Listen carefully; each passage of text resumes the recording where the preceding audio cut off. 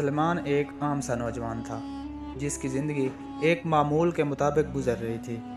دن بھر دفتر میں کام کرنا، شام کو گھر آ کر ماں کے ساتھ بیٹھ کر کچھ دیر باتیں کرنا اور پھر رات کو تھکن کے مارے نیند میں ڈوب جانا۔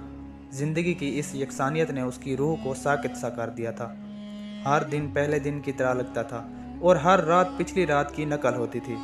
وہ اکثر اپنی زندگی کی خالی دیواروں کو دیکھتا اور سوچتا کہ کیا واقعی یہی زندگی ہے؟ کیا واقعی یہی سب کچھ ہے؟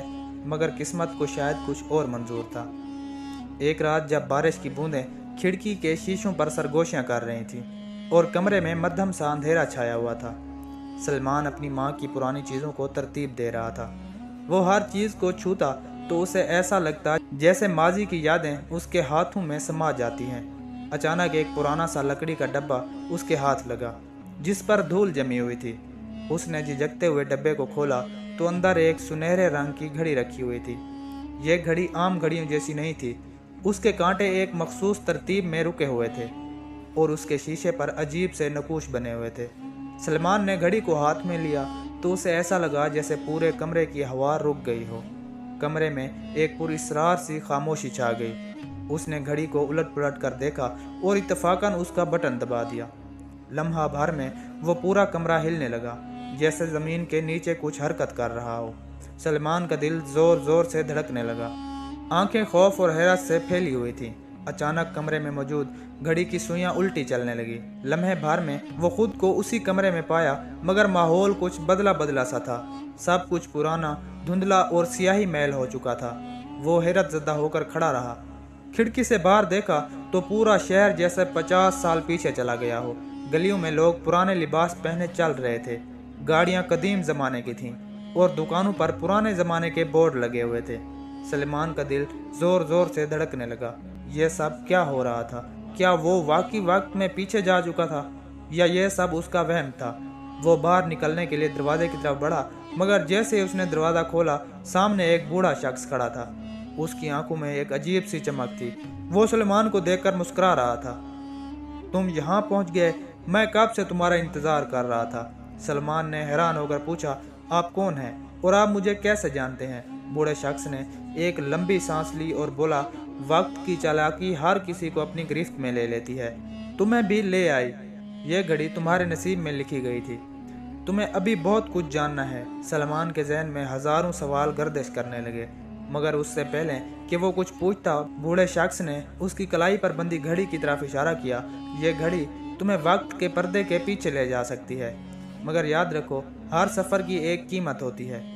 جو سوال تم وقت سے پوچھو گے، اس کا جواب تمہیں اپنے کسی قیمتی لمحے سے دینا ہوگا۔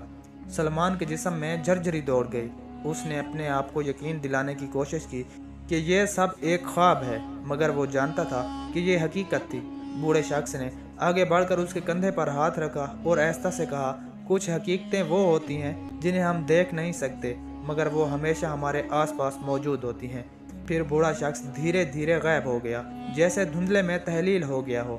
سلیمان نے حیرانی سے اپنی کلائی پر بندھی گھڑی کو دیکھا۔ وہ جان چکا تھا کہ یہ گھڑی عام گھڑی نہیں ہے، یہ وقت کا راز تھی، ایک ایسی چابی جو ماضی اور مستقبل کے دروازے کھول سکتی تھی۔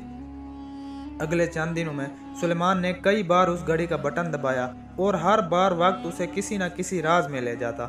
کبھی وہ اپنے بچپن میں جا پہنچتا جہاں وہ اپنی ماں کی گود میں بیٹھا تھا، کبھی وہ اپنے کالج کے دنوں میں چلا جاتا جب زندگی میں صرف خواب تھے اور پریشانیاں نہیں، مگر ہر بار جب وہ واپس آتا اس کی زندگی کا کوئی نہ کوئی لمحہ کم ہو چکا ہوتا۔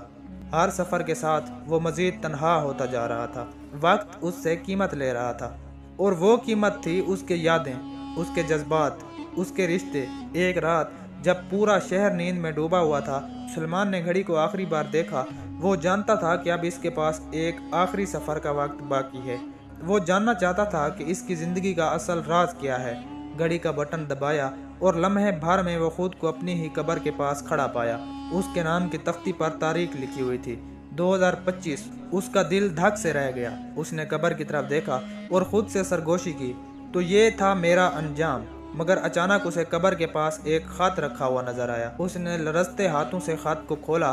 خط میں لکھا تھا، وقت کی چالاکی ہمیشہ ان لوگوں کو اپنے جال میں پھنساتی ہے جو زندگی کو جیے بغیر صرف اس کے بارے میں سوچتے رہتے ہیں۔ तुम्हारे पास अभी भी वक्त है, लौट जाओ और जिंदगी को जियो, क्योंकि वक्त की चालाकी में सिर्फ वही लोग बच पाते हैं जो वक्त को भूल कर लम्हों को जीते हैं। प्यारे दोस्तों, अगर आपको मेरी ये वीडियो अच्छी लगी हो तो मेरे इस YouTube चैनल को ज़रूर सब्सक्राइब करें ताकि मेरी हर नई आने वाली दिलचस्प वीडियो आप तक बआसानी पहुंचती रहे। शुक्रिया।